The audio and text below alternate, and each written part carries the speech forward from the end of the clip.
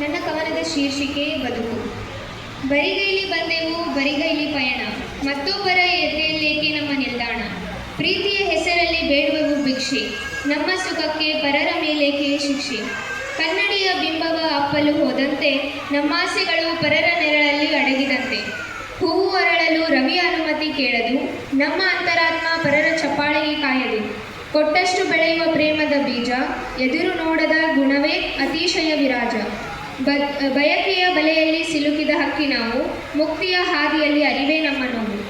100 ನಿರೀಕ್ಷೆಯ ಹೊರೆಹೊತ್ತು ನಿಂತರೆ, ಬದುಕು ಬರಿ ಸವೆದ ಹಳೆಯ ದಾರಿಯ ಕೆಸರೆ. ಬೇರೆಯವರಲ್ಲಿ ಹುಡುಕುವ ದೀಪದ ಕಿರಣ, ನಿನ್ನೊಳಗೆ ಅಡಗಿದೆ 100 ಸೂರ್ಯರ ಚರಣ.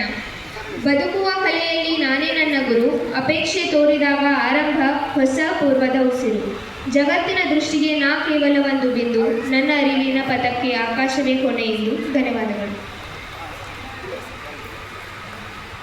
ತಮ್ಮ ಧ್ವನಿಯ ಮೂಲಕ ಕವನವನ್ನು ಉಣಬಡಿಸಲು ಬರುತ್ತಿದ್ದಾರೆ